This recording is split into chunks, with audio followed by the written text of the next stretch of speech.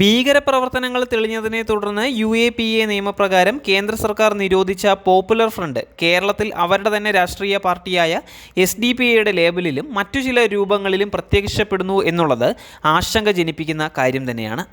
അടുത്തിടെ IDFI എന്ന ഒരു സംഘടനയിൽ നിന്ന് താമരശ്ശേരി ബിഷപ്പ് റെമിജിയൂസ് ഇഞ്ചനാനിയലിന് ലഭിച്ച ഒരു ഭീഷണിക്കത്ത് ഇതിൻ്റെ വ്യക്തമായ സൂചന തന്നെയാണ്. തങ്ങൾ പോപ്പുലർ ഫ്രണ്ടിൻ്റെ പിന്തുടർച്ചക്കാരാണ് എന്ന് ഈ സംഘടന പറയുന്നുണ്ട്. ഇതൊരു അവകാശവാദം മാത്രമാണ് എന്ന് കരുതാൻ സാധിക്കുകയില്ല. പള്ളുരുത്തി സെൻറ് റീത്താസ് പബ്ലിക് സ്കൂളിൽ യൂണിഫോമിന് വിരുദ്ധമായി ഒരു വിദ്യാർത്ഥിനി ഹിജാബ് ധരിച്ചെത്തി പ്രശ്നം ഉണ്ടാക്കിയതിന് പിന്നിൽ പോപ്പുലർ ഫ്രണ്ടിൻ്റെ രാഷ്ട്രീയ മുഖമായ SDPI ആണ് എന്ന് വ്യക്തമായ കാര്യമാണ്. പോപ്പുലർ ഫ്രണ്ടിനൊപ്പം ചില അനുബന്ധ സംഘടനകളെയും കേന്ദ്ര സർക്കാർ നിരോധിച്ചുവെങ്കിലും SDPI നിരോധിച്ചിരുന്നില്ല. പോപ്പുലർ ഫ്രണ്ടിൻ്റെ പല നേതാക്കളെയും ജയിലിൽ അടയ്ക്കുകയും ഉണ്ടായി.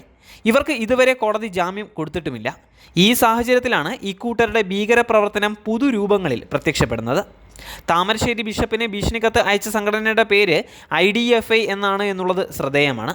പോപ്പുലർ ഫ്രണ്ടിൻ്റെ ചുരുക്കപ്പേരായ PFIയുമായി ഈ പേരിനുള്ള സാമ്യം അവഗണിക്കാൻ സാധിക്കുകയില്ല. പോപ്പുലർ ഫ്രണ്ടിൽ പ്രവർത്തിച്ചിരുന്നവർ തന്നെയാണ് ഇങ്ങനെയൊരു സംഘടനയ്ക്ക് പിന്നിലുള്ളത് എന്ന് കരുതാൻ പേരുകളിലെ സാമ്യവും ഒരു കാരണമാണ്.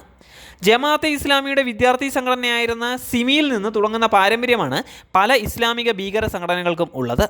സിമിയിൽ സജീവമായിരുന്നവർ പിന്നീട് NDF എന്ന സംഘടനയ്ക്ക് രൂപം നൽകി.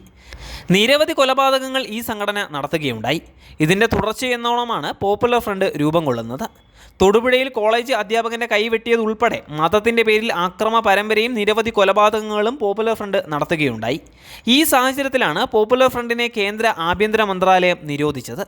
CPMും കോൺഗ്രസും നേതൃത്വം നൽകുന്ന കേരളത്തിലെ ഇടത് വലത് മുന്നണികൾ ഒരുക്കുന്ന രാഷ്ട്രീയ സാഹചര്യമാണ് പോപ്പുലർ ഫ്രണ്ട് ഉൾപ്പെടെയുള്ള ഭീകര സംഘടനകളെ വളർത്തിയത്. പോപ്പുലർ ഫ്രണ്ടിൻ്റെ രാഷ്ട്രീയ മുഖമായ SDPIയുമായി പഞ്ചായത്ത് തെരഞ്ഞെടുപ്പ് മുതൽ പാർലമെൻറ്റ് തെരഞ്ഞെടുപ്പ് വരെ ഇരു മുന്നണികളും സഖ്യമുണ്ടാക്കിയിട്ടുണ്ട്. പോപ്പുലർ ഫ്രണ്ട് നിരോധിക്കപ്പെട്ടതിനെ തുടർന്ന് ഇതിൽ പ്രവർത്തിച്ചിരുന്ന പല ഭീകരവാദികളും ഇരു മുന്നണികളിലും ഉൾപ്പെടുന്ന രാഷ്ട്രീയ പാർട്ടികളിൽ ചേക്കേറുകയായിരുന്നു. ഇവരെ ഒളിഞ്ഞും തെളിഞ്ഞും സംരക്ഷിക്കുന്ന സമീപനമാണ് മുസ്ലിം ലീഗ് സ്വീകരിക്കുന്നത്. ചില ലീഗ് നേതാക്കൾ ഭീകരവാദികളുടെ ഭാഷയിൽ സംസാരിക്കുകയും ചെയ്യുന്നുണ്ട്.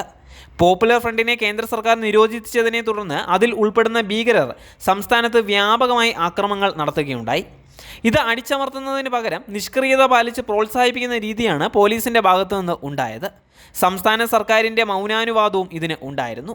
അതിഥി തൊഴിലാളികൾ എന്ന പേരിൽ ഇതര സംസ്ഥാനങ്ങളിൽ നിന്നും അന്യരാജ്യങ്ങളിൽ നിന്നും ഇസ്ലാമിക ഭീകരവാദികൾ കേരളത്തിലെത്തി തമ്പടിച്ചിട്ടുണ്ട് എന്നാണ് അറിയാൻ സാധിക്കുന്നത്. നിർദ്ദേശം ലഭിച്ചാൽ കലാപങ്ങൾ ഉണ്ടാക്കാൻ ഇവർ സന്നദ്ധരുമാണ്. ഇത്തരത്തിലുള്ള ചില സംഭവങ്ങൾ ഉണ്ടാവുകയും ചെയ്തിട്ടുമുണ്ട്. പോപ്പുലർ ഫ്രണ്ടിനെ നിരോധിച്ചതുകൊണ്ട് മാത്രമായില്ല, അവർ മറ്റു തരത്തിൽ പ്രവർത്തിക്കുന്നതും തടയുക തന്നെയാണ് വേണ്ടത്. ഇക്കാര്യത്തിൽ രഹസ്യ അന്വേഷണ ഏജൻസികളുടെ വ്യാപകമായ നിരീക്ഷണവും കേന്ദ്ര സർക്കാരിൻ്റെ ശക്തമായ നടപടികളും ഉണ്ടാവുക തന്നെ വേണം. ജനങ്ങൾ തികഞ്ഞ ജാഗ്രതയും പാലിക്കേണ്ടതായിട്ടുണ്ട്.